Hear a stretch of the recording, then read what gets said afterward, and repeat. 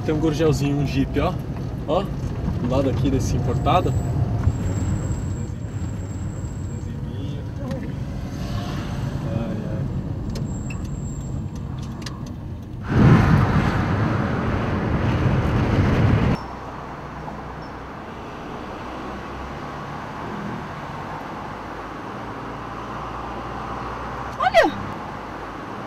Olha!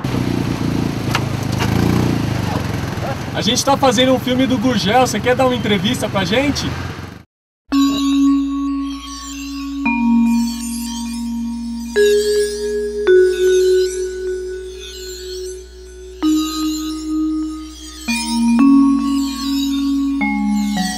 Capaz de fazer até 25 km por litro, com segurança e conforto.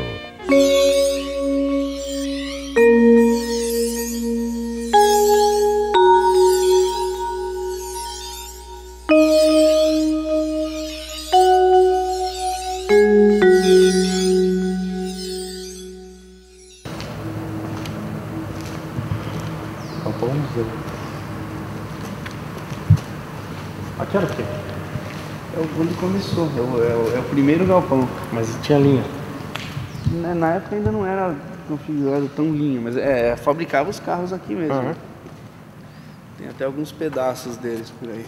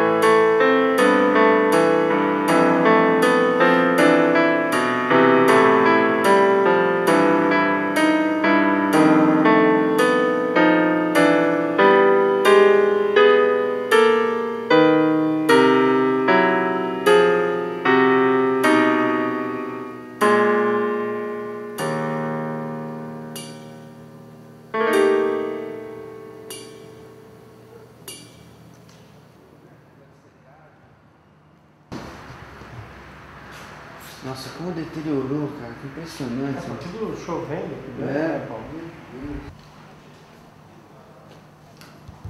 É um carrossel mesmo. Uma linha de montagem circular. Economiza espaço.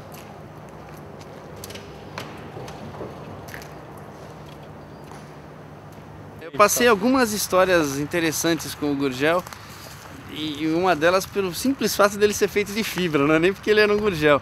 Teve uma chuva de granizo, teve um problemão em São Paulo, uma série de telhados acabaram, carros destruídos, vidro quebrado e tudo mais. E eu com o Gurgel no meio do trânsito, bem tranquilo, aquelas pedronas batendo no carro, espirrando para tudo que é lado e não aconteceu nada no carro. Mas nada. A ideia do Gurgel era fazer o carro brasileiro. E qual que é o carro brasileiro? Na cabeça dele naquele momento. Primeiro, era o carro de fibra. Porque a ferrugem, a lataria, a ferrugem era uma coisa muito séria no carro brasileiro, no carro mundial. E um carro que anda em qualquer terreno. Qual é o carro que anda em qualquer terreno? Um carro fora de estrada, um Jeep, um carro no estilo daquele que ele produziu. Sempre sonhei em construir automóveis. Em 1949, no 5º ano da Escola Politécnica de São Paulo, curso de mecânica, apresentei como trabalho de formatura um pequeno veículo de 2 cilindros, em lugar de um guindaste de coluna. Quase fui reprovado. O professor me disse: Gurgel, automóvel não se fabrica, automóvel compra-se. Tecnologia automobilística é coisa de multinacional. Fala-se de falência fabricada, fala-se de de um exagero por parte dele, né? Se empolgou demais. Mais ou menos isso. Mas é polêmico. Hoje, infelizmente, virou história, né? Acho que por mais que a gente pesquise, a gente vai ter versões, né? Uma conclusão mesmo, uma conclusão do que aconteceu, realmente não espero ter um dia.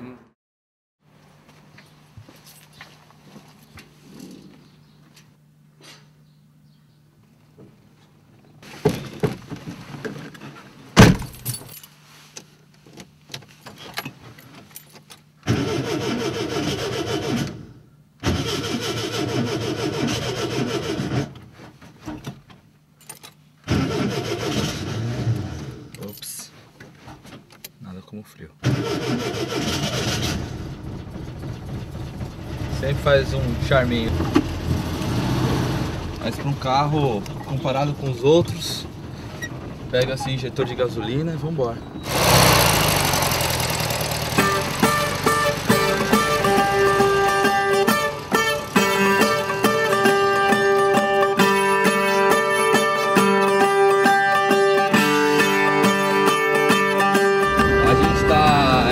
Fazer um passeio, vamos até Mariporã, um passeio com grau de dificuldade legalzinho com gel. A gente está chegando lá no ponto de encontro. Eu queria um Gurgel X12, assim, sabe? As pessoas achavam que era nacionalista e tal, mas ele tava pedindo 4 mil reais. Eu falei, só tenho 3. Ele, 3 é muito pouco. Eu falei, eu não tenho mais, me desculpa, mas eu não tenho. Fui pra casa, 2 dias depois ele me ligou e falou assim, ó, tá de pé, 3 pau, é meu. Apareceu uma turma de aventureiros aí lançando uma espécie de um bug, que eu não sei, a gente chamava aquilo de bug, era um carrinho que parecia mais uma banheira de plástico.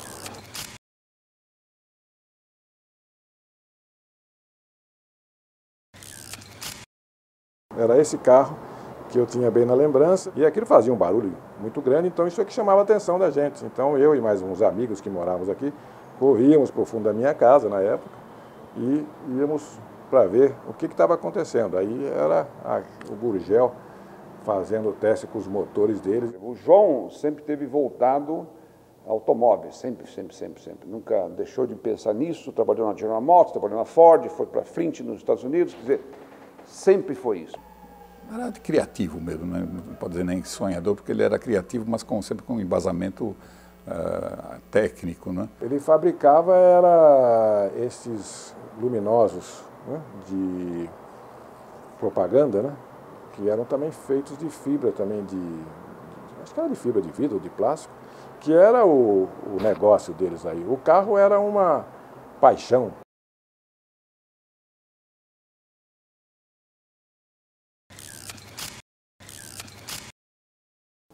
Num certo momento ele conseguiu a possibilidade de tirar da Volkswagen peças e componentes. Aí foi o que ele precisava, porque naquele momento que estava podendo se abastecer de motores da Volkswagen, câmbio da Volkswagen, ele podia montar o carro. Então nasceu o Jeep. E a Folha chamou indevidamente, sem saber o que acontecia, o Jeep que havia testado de bug. E ele conversou comigo sobre isso. Eu disse, mas escuta, você já contou para alguém como é que você faz seus carros? Eu disse, não, então está na hora de contar. Então você vai contar. E me chamou para lá. Porque a diferença entre um bug era uma plataforma de outra marca, no caso Volkswagen, encarroçada. Isso é um bug. Um Jeep teria que ter um chassi próprio e ser preparado para enfrentar qualquer terreno, qualquer diversidade de percurso. E o dele era um Jeep. Agora, ele teve uma coragem que eu admiro, porque ele tinha uma agência Volkswagen onde ele ganhava dinheiro. Agência grande, boa, né? Onde ele ganhava dinheiro. Atrás da agência estava montando o Jeep. E um dia ele tomou uma decisão terrível, fecha a agência, ou vende a agência e vamos ficar com a fábrica de Jeep. Né? E fez isso. Aí foi para o regular.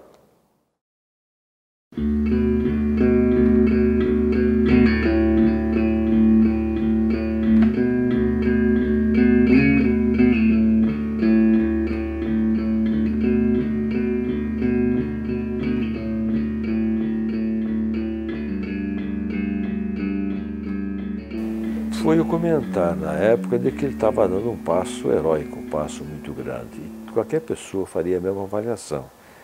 Porém, eu acho que ele o fez, de uma certa forma, até com bastante equilíbrio. É aquele desejo de fazer as coisas, é a capacidade de ver o lucro lá na frente. Em 1969, com apenas 50 mil dólares de capital, contava com 6 funcionários e produzia 4 carros por mês. Em 1975, mudou sua sede para Rio Claro, numa área de 360 mil metros quadrados e 5 mil metros de área construída. Ele comprou terreno. Por quê? Porque ele quis escolher, ele andou de avião no Rio Claro todo, não quis no Distrito Industrial, ele quis no local que ainda hoje, lamentavelmente, o esqueleto da Gurgel está lá, que é na Washington Luiz, porque ele entendia que ele gastaria muito menos de marketing se ele estivesse à beira de uma rodovia com o seu tótem lá de Gurgel. E o desenvolvimento do projeto, chegou num determinado momento, eu me lembro que eu cheguei para ele, nós estávamos numa caminha almoçando, que era o ponto de encontro que a gente sempre tinha para almoçar. Falei, Gurgel, chega, ó, eu vou aprovar esse projeto que está aqui, depois você muda o que você quiser, você faz o que você quiser, senão não tem jeito. As coisas não chegam nunca num fim e tal, e ele no final concordou. E mudou mesmo. A primeira foto foi, acho que, o lançamento da fundamental da pedra.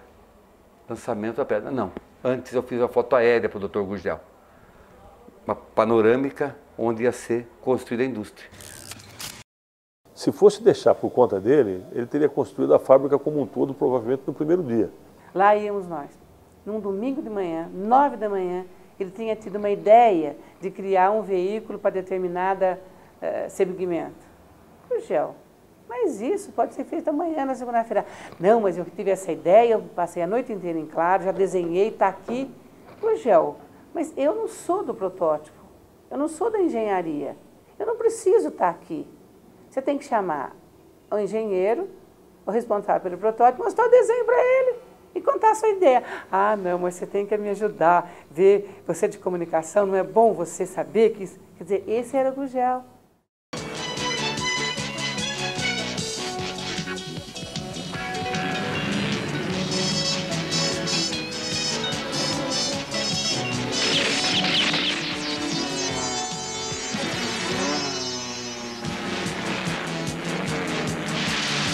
Vou contar uma passagem para vocês bem curiosa. Numa passagem de fim de ano para Natal, nós íamos fazer um cartão de Natal para ser distribuído.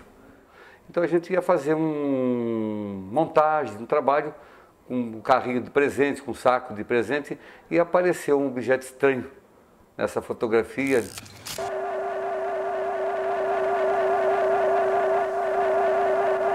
Uma tartaruga voadores! Mas foi muito questionado isso aí. Se eu falo que é um disco voador para vocês, vocês mesmos vão falar para mim, não é. E se eu falo para vocês que não é, vocês vão falar, é. Então foi uma coisa assim muito curiosa. O Dr. Gurgel, até na época, ele chamou eu e falou para mim, olha, isso aqui nunca é disco voador, nunca foi, nunca vai ser. Isso aqui é um efeito de luz, um defeito da câmera. Preciso levar alguém para me ajudar. Meu povo fugiu com medo. Eu só vou se levar o Duda ao meu jeep.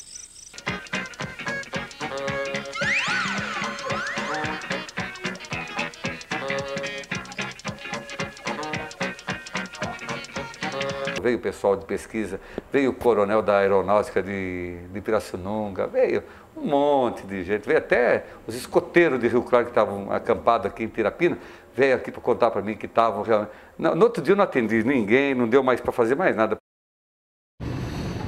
Nos anos 80, os gurgelzeiros eram assim, muita referência assim, no meio fora de estrada. Aí depois acho que os novos donos foram comprando e já começaram a dar um uso mais urbano pro carro, assim, sabe?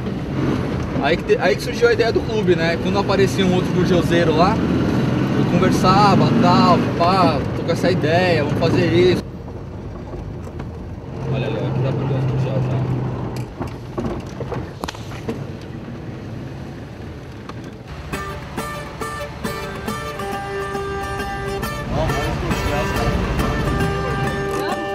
lá.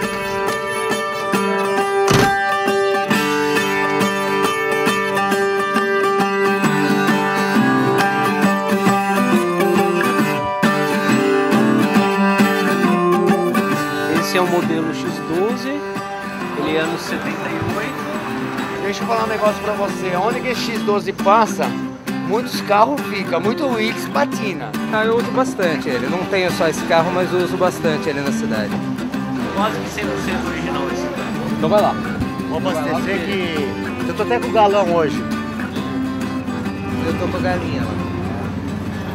A gente vai fazer o passeio, vamos sair em Mariporã, a gente vai chegar lá umas 2 horas da tarde, umas 3 horas.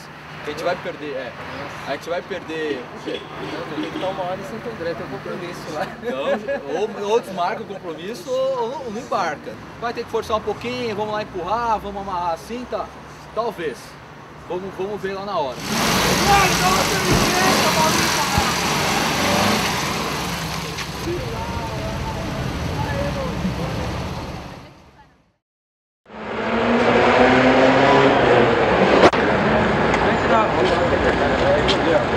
Cadê o Gurgel? Por favor.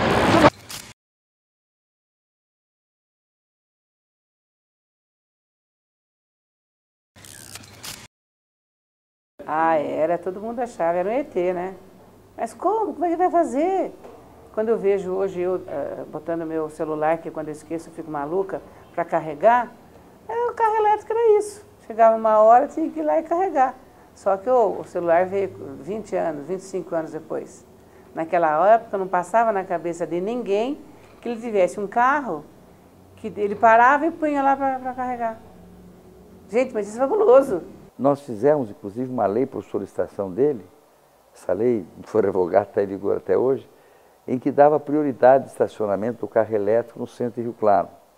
Olha, se você imaginar, o carro elétrico existe há muitos anos, há muitas décadas. Isso não é novidade.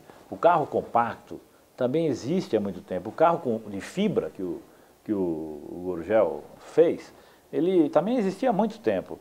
Não é novidade a tecnologia, mas é novidade a ousadia do Gurgel. Não existe hoje uma alternativa só para substituir o petróleo.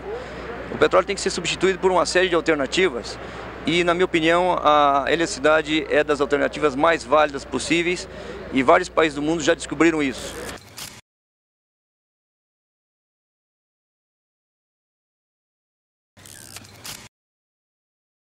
A reação dele com referência à própria Fábio, como ele disse, uma delas era o fato de que nós apoiávamos o veículo movido a álcool e ele não apoiava. Eu tive a oportunidade de entrevistá-lo naquele programa Roda Viva da TV Cultura. Eu me lembro muito bem que no primeiro, o programa é dividido em 2 partes, tinha apenas um intervalo na época. No primeiro bloco, nós não tocamos no assunto pro álcool, só falamos de outras coisas. Quando entrou o intervalo, ele falou, pô, vocês não vão me perguntar do pró-álcool? Quero falar do pró-álcool, quero meter o pau no pró-álcool. Quer dizer, o desejo dele era provocar essa polêmica, porque o pró-álcool era uma coisa bem valorizada na época, e a posição dele era a seguinte, nós estamos usando as terras nobres do nosso Brasil, quer dizer, o interior de São Paulo, por exemplo, para plantar comida para o carro, e deixando de plantar comida para o homem. A maioria de todos os participantes da entidade defendia o consumo racional, que é importante, do álcool.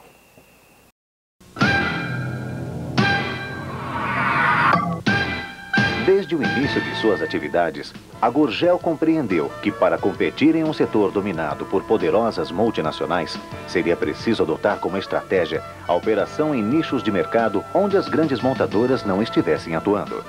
A empresa percebeu a oportunidade do segmento dos veículos mistos para lazer e trabalho e tornou-se líder absoluta desse segmento com os modelos Carajás e Tocantins, veículos versáteis, econômicos e resistentes.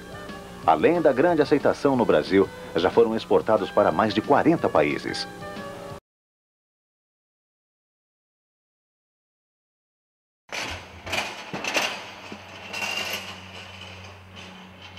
O carro era pintado lá, naquele esqueleto, tinha o carrinho continuava puxando o carro, ele era secado, mas era tudo muito muito bonito, muito organizado. Esse aqui é o Itaipu, o primeiro carro elétrico que ele fez. Aqui é uma relíquia do Gurgel, só que está sem motor e está à venda por R$ 1.600. Assim, foi uma experiência muito positiva para mim. Vestir a camisa da Gurgel mesmo. Cadê a camisa da Gurgel? Tá aí, em algum lugar. Tem uma camisa, tinha time de basquete lá. Todos eles gostavam de estar participando disso, de vibrar com esse tipo de coisa. De participar, de ser um carro nacional, um carro brasileiro, um carro que eles teriam chance de um dia ter também. Eu não sou bairrista, eu não sou nacionalista. Eu também gosto de Toyota, eu gosto de Honda. Mas aquilo ali era um projeto nosso, se é nosso, porra. As pessoas também diziam que nossos aviões nunca iriam voar. Cada novo avião que eu lançava dizia que a gente não sabia fazer. Quer dizer, ninguém acredita na capacidade brasileira de fazer. E talvez haja até razões para isso, mas o fato é que o empreendimento no Brasil é muito difícil. Ele tem um simbolismo muito forte de tecnologia, de brasilidade. A marca Gurgel é uma marca que o João mesmo fez num certo momento, mas estava envelhecida. Eu entreguei a nova marca para ele no dia do aniversário dele. Foi o maior presente da vida dele. Quer dizer, João, está aqui, está pronta. Ele parou, olhou aquela marca nova, ficou pensando. Era o dia do aniversário dele. Falou, Floriano, foi o melhor presente que podia me dar de aniversário. Tem alguém na escuta? Arnaldo tá na escuta? Matheus na escuta?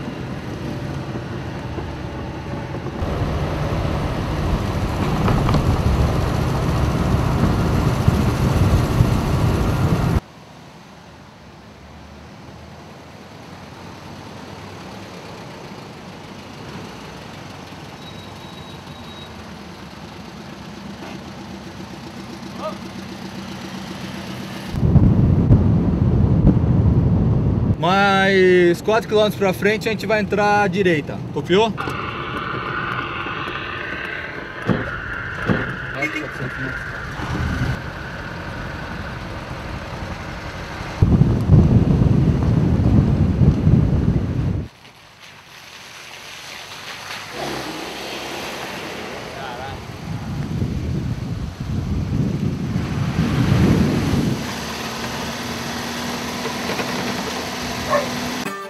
Essa aqui é a parte mais difícil do passeio, vamos ver se ele passa mesmo.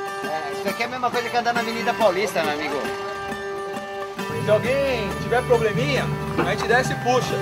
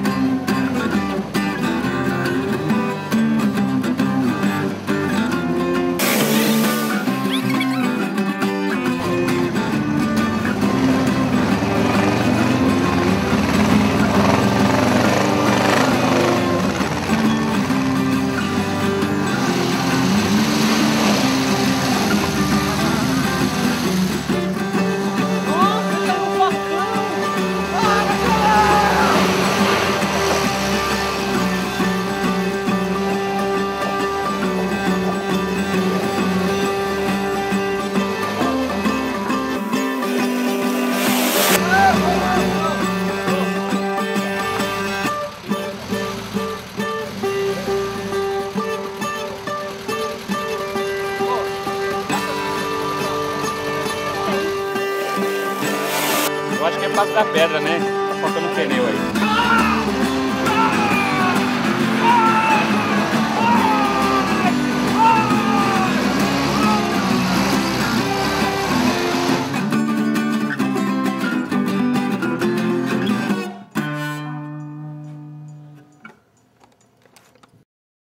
O Gurgel gostava muito daquela ideia do japonês, né? Cada célula tem que participar do todo. Ele achava, no Japão, que se alguém falhar numa fábrica, soa uma sirene, a fábrica toda para em protesto. Eu fiz o meu trabalho o melhor que eu pude lá. Não sei se era bom funcionário ou não. Às vezes chegava meio atrasado. É um assunto que determina o futuro, como vai ser o futuro dos trabalhadores daqui da Gurgel. Por isso a gente aguarda. Com os trabalhadores ele começou a ter problema cedo, né? Desde 87 os trabalhadores começavam a fazer greve, a reivindicar salário, a reivindicar transporte, refeitório, que na época não havia ainda, né? Naquele período que a gente teve um período de inflação muito alto, as greves que existiam no Brasil eram muitas. São Paulo, o Brasil inteiro. Cada acordo de categoria profissional na época era uma greve.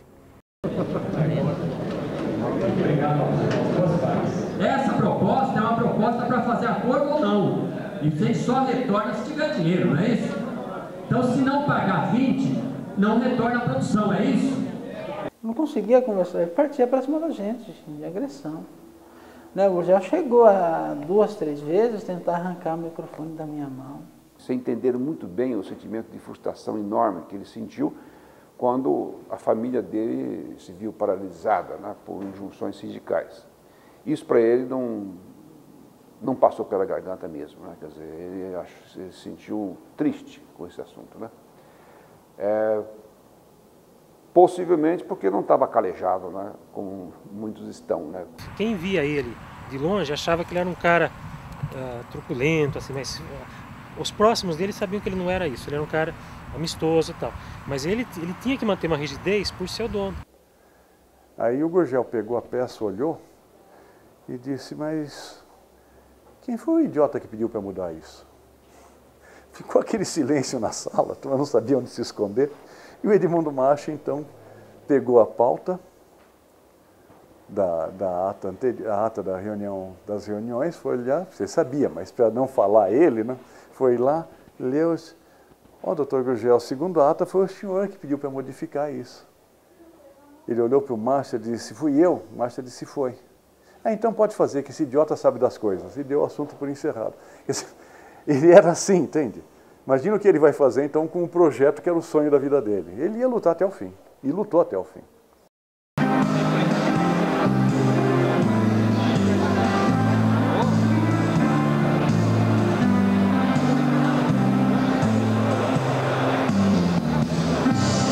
Para construir isso aqui era um pasto e um canavial.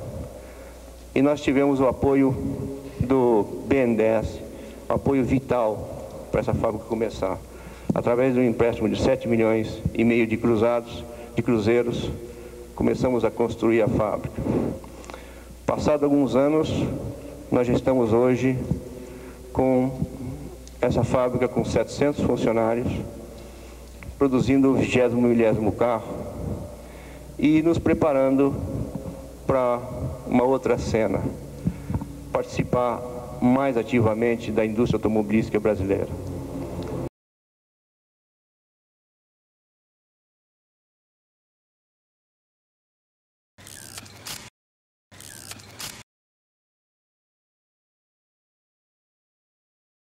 Um filho de Rio Claro, pequeno, pão duro e que tem mais 2 irmãos, está embarcando hoje para Brasília, onde vai ser apresentado quinta-feira ao presidente Sarney. É um protótipo do projeto Sena, o carro econômico da Gurgel.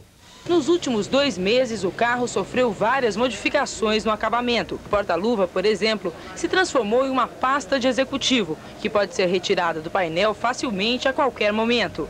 Mas as principais vantagens que vão ser mostradas ao presidente José Sarney nesta quinta-feira são de ordem econômica. Este é o primeiro carro com 100% de tecnologia nacional, com capacidade para fazer até 25 km por litro de gasolina e com a intenção de ser o carro mais barato do mercado automobilístico brasileiro.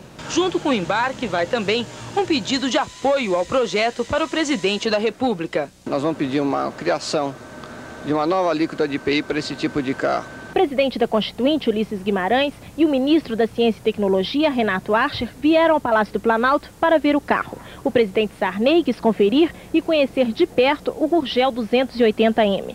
A primeira diferença do Sena em relação aos carros convencionais de pequeno porte está no chassi. Veja bem, ele pesa apenas 42 quilos e é responsável por toda a estrutura do carro.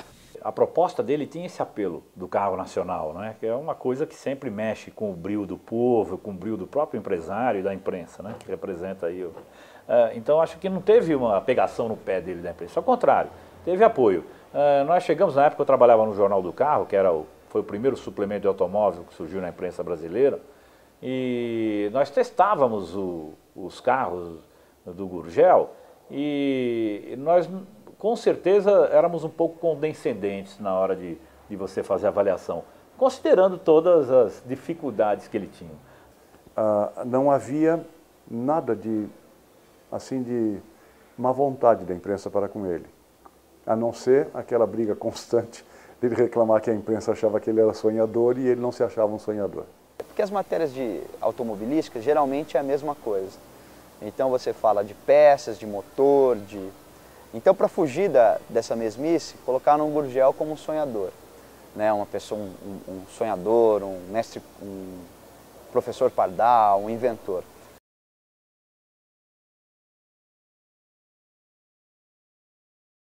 Eu era fotógrafo da Gurgel, me sentia como fotógrafo da Gurgel, sabendo dos trâmites que eles iam entrar de frente. Eu fui para dentro da firma, dei uma voltinha por trás, né? E fiquei à espera da entrada do prefeito, juntamente com o governador, juntamente os ministros da tecnologia que vieram a Rio Claro para acompanhar esse lançamento do carro. E foi com as presenças do Dr. Renato Archer, ministro da Ciência e Tecnologia, do Dr. Fábio Celso Guimarães, presidente da FINEP, financiadora de estudos e projetos, e mais de 600 convidados, que a Gurgel Motores começou a operar, produzindo os conjuntos propulsores para a nova família de veículos Gurgel.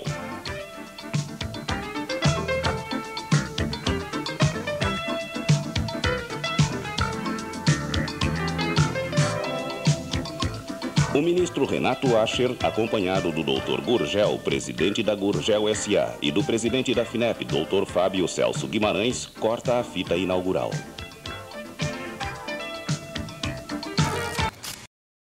Então eu fui o cara que mais apareceu. Então até a imprensa me ofendeu. Mandou eu sair da frente, né? Ô picareta, sai da frente, né? Eu falei um palavrão que eu não vou falar para vocês, porque fica até desagradável, né?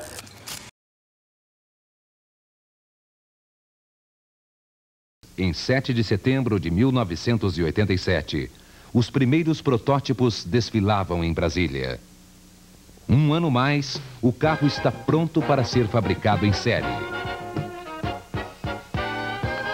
Um carro simples, econômico, racional, inteligente e, acima de tudo, honesto. Agora que vocês já conhecem o carro, vamos dar uma voltinha?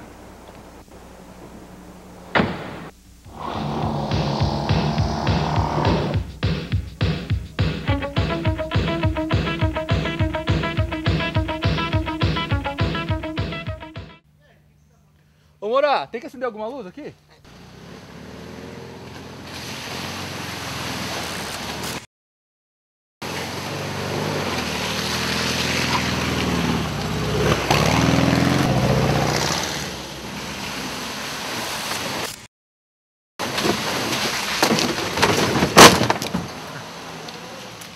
Oi, bom.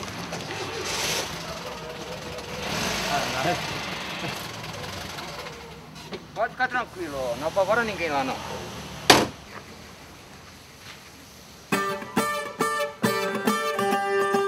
Comprei esse carro faz um ano, né?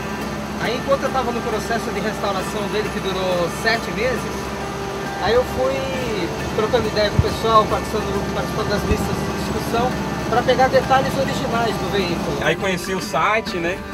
Aí conheci o pessoal, o Arnaldo, o Fábio, entrei pro clube, aí comecei a fazer trilha. Ah, na doideira, eu olhei, gostei, deu vontade, eu comprei, né? Eu passei pela Marginal, ele tava numa esquininha assim, aí eu vi ele, aí passei lá e comprei. Ele era da Polícia Militar. Até por sinal, você não consegue, não tem luz. Você vê esses ferros aqui atrás, é para algemar os peão. Demorei um tempo para descobrir isso. Você pode pegar um rock da época dos carros, dos anos 80, 90, né? Que é Rolling Stones, tem... esse mesmo que tava tocando aqui. Guns N' Roses. Como faz para tirar os barulhos do Gurgel? Fácil, instala um bom som, né? Foi o que tornou a Gurgel notória no mercado. Todo mundo conhecia a Gurgel porque ela fabricava carros especiais, né? Dentre eles o Jeep, né? O sonho é o carro popular, é o tal do BR-800. Apoiando a iniciativa da Gurgel, o governo federal criou um IPI especial de 5% para esses veículos de grande agilidade no tráfego urbano, bem como baixa emissão de poluentes e ótima adaptação ao poder aquisitivo de uma grande faixa da população. Ele recebeu a isenção de IPI dos veículos muito antes e aí sim as empresas chiaram, aí foi verdade, todas as outras. Já entendiam que não deveria ser dado somente uma empresa só porque ela é nacional. Não entra no mérito daquilo, mas houve muita chiadeira na época. E de fato foi o início quando a Fiat entrou com o carro dela, de 1.000 cilindradas, de 1 litro, conseguiu a redução do IPI, também foi uma chiadeira danada, e todo mundo entrou também. Todas as vezes em que foram desenvolvidos modelos tecnicamente honestos e acessíveis ao poder aquisitivo da população, eles encontraram enorme sucesso comercial. Foi assim com o Ford Modelo T, que chegou a vender 17 milhões de unidades. O recordista Fusca, que atingiu a marca de 20 milhões de automóveis. Agora é gozado, ó.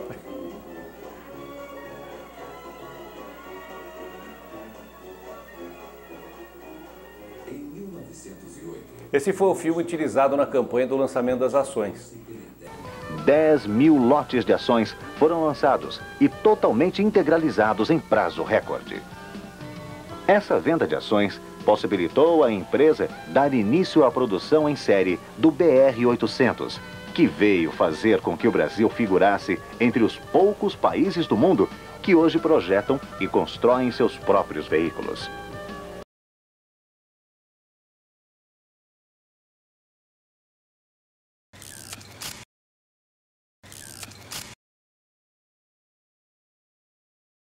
Ele adorava fotografia, gostava de aparecer na fotografia. Todo o trabalho ele tirava fotografia. A pessoa apaixonada pelo que fazia e pela fotografia, por incrível que pareça. Garoto, propaganda dele mesmo. O mundo empresarial de João Pessoa prestigiou nesta quinta-feira a inauguração da Filipeia Veículos. Na ocasião, o empresário José Lucas, diretor da Filipeia Veículos, apresentou o Super Mini, novo lançamento da Gurgel projetado para um novo tempo. Filipeia Veículos, sua revendedora Gurgel em João Pessoa. E a Gurgel lançou o Super Mini, o primeiro city car brasileiro, com tecnologia revolucionária. Pequeno por fora, grande por dentro. Sua alta performance no trânsito urbano gerou o nosso primeiro comercial.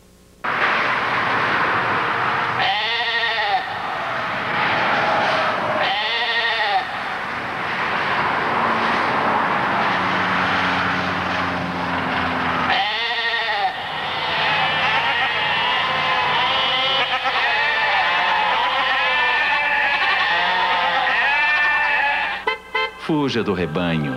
Entre num Super Mini Gurgel, o carro sem igual.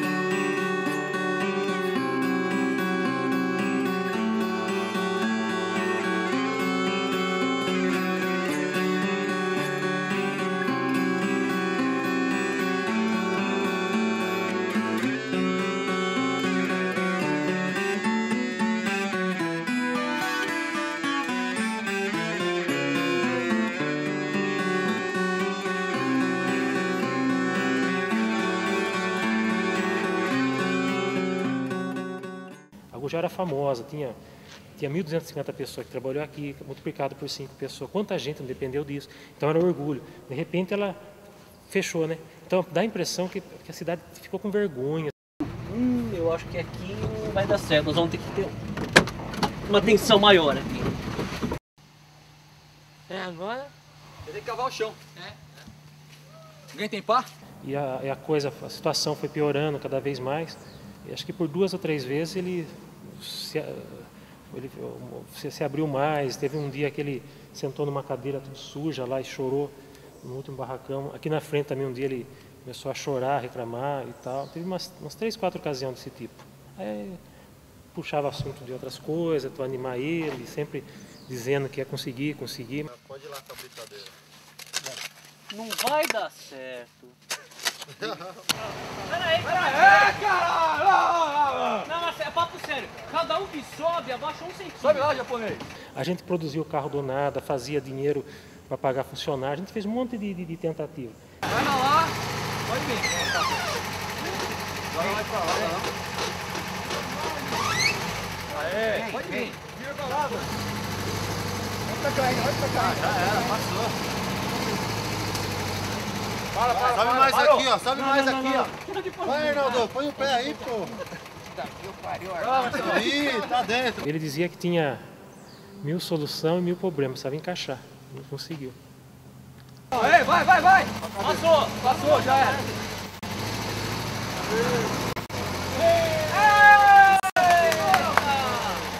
Volta, Marcelo!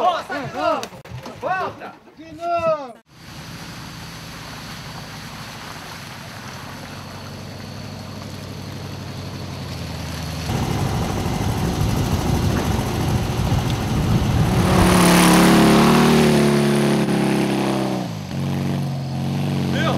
Nada como o carro dos outros pra acelerar.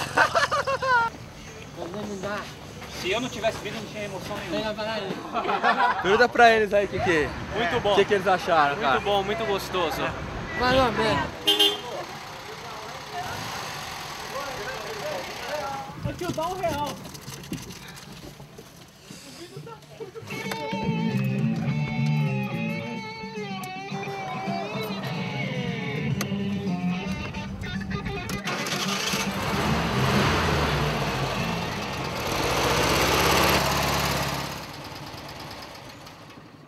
Tinha pouquíssima informação, então a gente começou a achar interessante arrecadar o material. Então, parte do material foi a Carolina Gurgel que nos forneceu. Eu recebi isso da filha dele, né, da Cristina, e com ele ali do lado, a dona Carolina ali do lado. E tem uma fita de vídeo assim bem interessante. É o símbolo do que causou o fim dele, assim, né? Ele tentando vender a ideia do Delta, vender a ideia nova, né?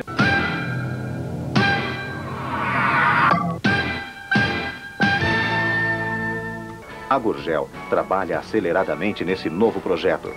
Para viabilizá-lo, criou a Tecprom e, para produzi-lo, está construindo uma nova fábrica em Fortaleza. Com a parceria que seja possível do nosso governo, e já sei da disposição do governador Fleury de São Paulo, de fato levarem a cabo o sonho de se construir aqui o primeiro polo automobilístico desconcentrado no Sudeste brasileiro para produzir tudo quanto de impacto econômico e social tenha este empreendimento. Dada a importância econômica e social desse projeto, foi assinado um protocolo de cooperação entre os governos do estado de São Paulo e Ceará. É lá no Nordeste que será produzido em massa, brevemente, o novo Fusca brasileiro. Esperava conseguir o investimento de 2 governos, do estado de São Paulo, com o governador Fleury, e do Ceará, com o Ciro Gomes, que haviam inclusive assinado um protocolo de intenções que ele reproduz aqui nesse livro. Só que depois disso tudo feito, de investimento feito, e dele trazer as máquinas da Citroën lá da França, tudo encaixotado lá em Eusébio, os 2 governos não honraram o protocolo de intenções. Isso ele conta, essa história nesse livro, que eu até ajudei a escrever.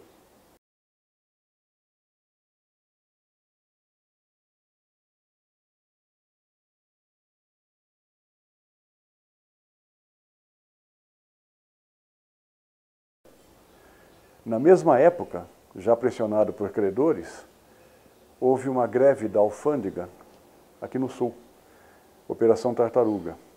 A fábrica já vinha com dificuldade já uns 8 meses antes. E durante esses 8 meses antes, uma grande parte dos funcionários a nível de gerência e diretoria já estava com o salário reduzido.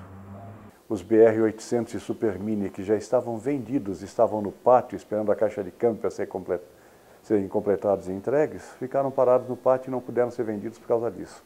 Daí a crise pegou fogo. Eu devo ter ficado com 6 meses sem receber. Aí quando chegou mais ou menos fevereiro, março, eu falei, não, agora eu tenho que cuidar da minha vida, né?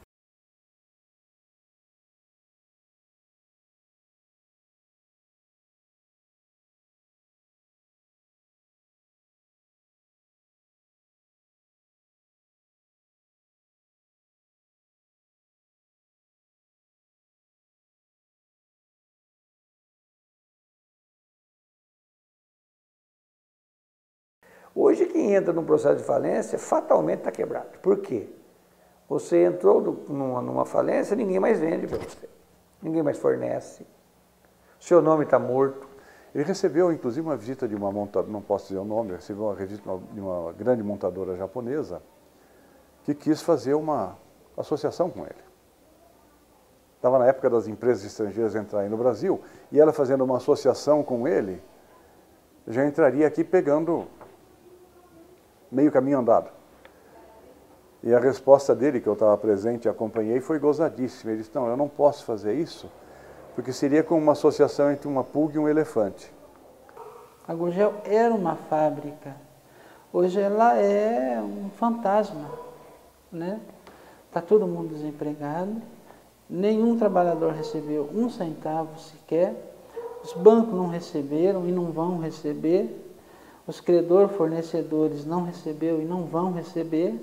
A fábrica teve um fim melancólico, com 15 funcionários e ele tentando produzir carro para vender e para quitar as coisas, né? O prejuízo da empresa, para mim, foi pequeno em relação ao prejuízo de eu ter perdido meu irmão. Quer dizer, esse que é o problema. Para mim, esse é o lado mais importante para mim. Não é a Gurgel, para mim é o jogo. Né?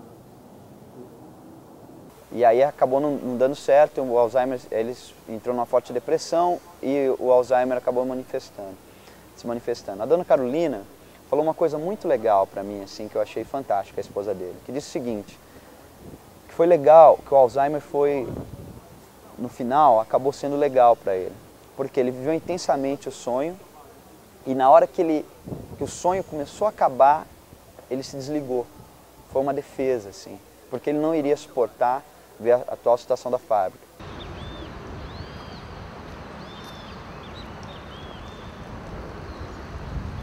Conseguiu sensibilizar o governador do estado, que era o Luiz Antônio Fleury,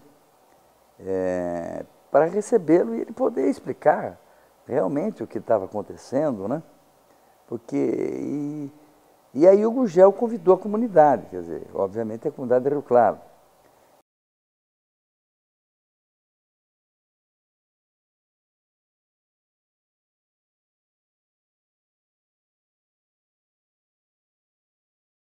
E foi uma coisa profundamente decepcionante, porque nós fomos ao palácio e lá chegando, nos recebeu o chefe da Casa Civil, que disse o seguinte, olha, o governador Fleury tinha marcado uma reunião com o seu João Conrado Augusto do Amaral Gurgel, e não com a comunidade.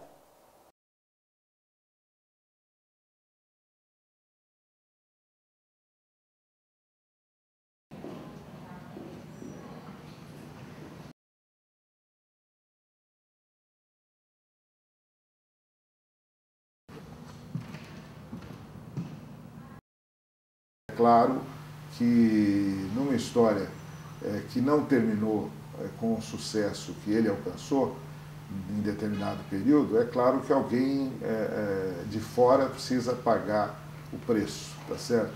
Jamais se admitiria o erro de estratégia e o erro na condução da própria ampliação da fábrica que foi cometido pela Gurgel. E eu me lembro que saindo com o Gurgel, né? Ele falou, o que você achou, né, Gurgel? Eu falei, Gurgel, eu não vou mentir para você. Eu acho que em matéria de apoio do governo do Estado, você não pode contar com nada.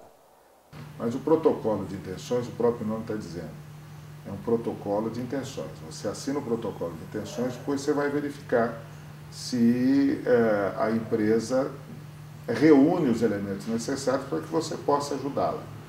E às vezes, por mais que você queira ajudar, você não pode. A não ser passando por cima de regras bancárias, etc. Isso eu deixava a critério da diretoria do Banespa. Com a filosofia do governo hoje, o Gurgel nunca seria recebido. Perdi amigos nisso.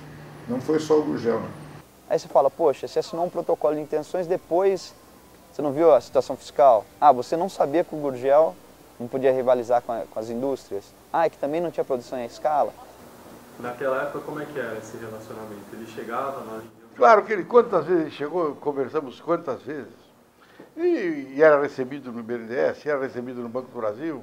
Que o que ele dizia, contando fatos desses, não saíam. Saía só o que se contava por aí, que já é mais ou menos de conhecimento público, que ele se apoiou muito em investimentos do governo. E apoiou-se mesmo, mas naquela época todo mundo se apoiava. O governo incentivava o milagre brasileiro, incentivava as indústrias. Agora, se ele investiu no Ceará em razão de um acordo que ele pensava ter com o governo do Ceará, eu acho que quem pode responder isso é o ministro Ciro Gomes.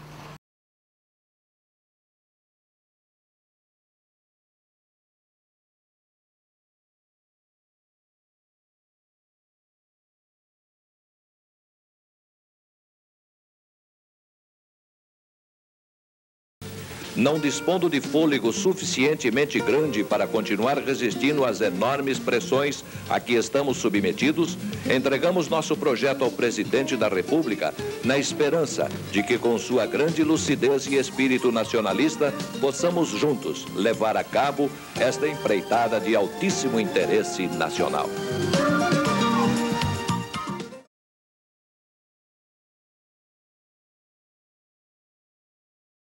Essa ideia surgiu quando nós visitamos o Salão de Automóveis. Então, os carros eram carros de mais de 30 mil dólares.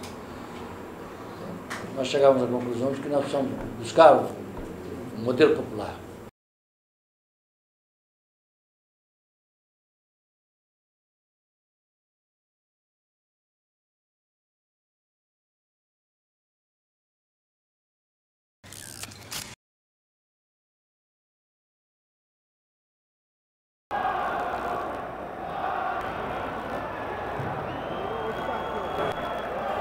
E lembramos do Fusca. E o Fusca, como já se disse aqui, quando falou sobre o Fusca, nós falamos no Fusca como um ícone. O Fusca era um carro extremamente popular. Por que apoiar o Fusca e não apoiar o Gurgel? É que quando ele pediu o nosso apoio, nós não tínhamos condição. Ele não queria. Não, mas o Fusca ele não deu dinheiro para a Volkswagen. Isso, o Fusca nós não entregamos dinheiro. Apenas, nós apenas relançamos, mas as montadoras é que montaram o Fusca. Foi isenção de qualquer imposto. contribuição do governo, a não ser as isenções, que nós oferecemos também ao Gurgel. Ele tinha a isenção de imposto, ele tinha, ele estava querendo recurso. Não há como comparar, por favor. Se o que ele queria era lançar um carro urbano nacional, barato, e disseram não para ele, e depois favoreceram o relançamento do Fusca, ainda que provisório, deve ter sido um golpe para ele. Né? Acho que deve ter encarado como outra prova da má vontade comigo. Nós só temos certas isenções para poder alavancar, mas o Gurgel teria as mesmas isenções, mas ele não queria apenas essas isenções. Ele estava numa situação quase pré-falimentar, na qual o governo não pôde dar a devida ajuda a ele. A indústria automobilística alcançou um patamar inédito em seus mais de 30 anos de vida no Brasil. Foram contratados novos trabalhadores e ressurgiu, por ideia do presidente Itamar Franco, o carro popular. Como se vê, esta é uma história de final feliz. O ressurgimento do Fusca, mais do que o veículo em si, representa a esperança de uma retomada do crescimento no nosso país.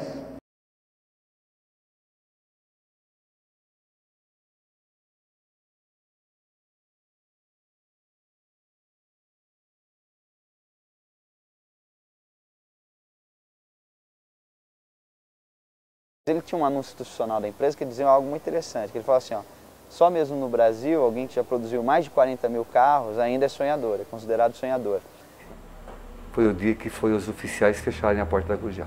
Eu estava lá presente. Essa foto eu não tirei. Você entendeu? Não dava para você tirar essa foto. Porque eu não vi a Gurgel fechar.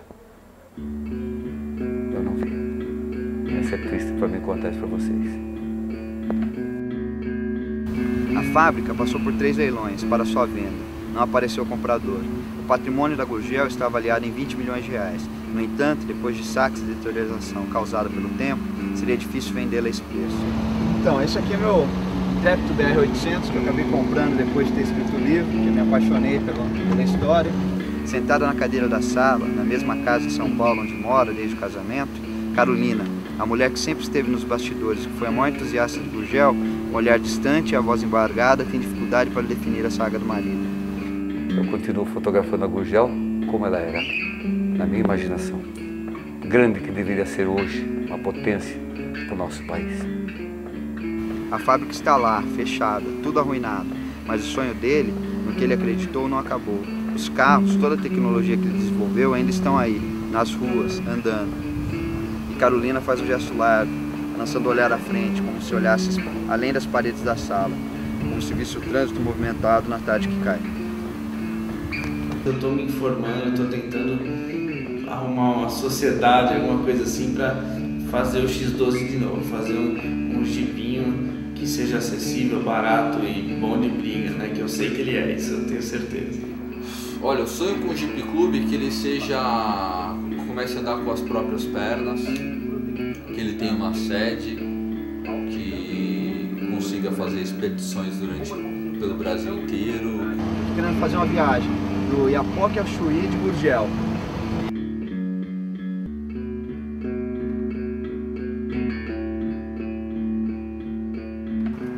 Eu quase comprei esse carro. Ah, é? Tava 4 mil reais no primeiro leilão. Não, agora se der uns 1.000, você leva. Não dá pra fazer mais nada com ele. Dá, dá. Isso aqui não acaba, Zé, André. Isso aqui é Gurgel, cara.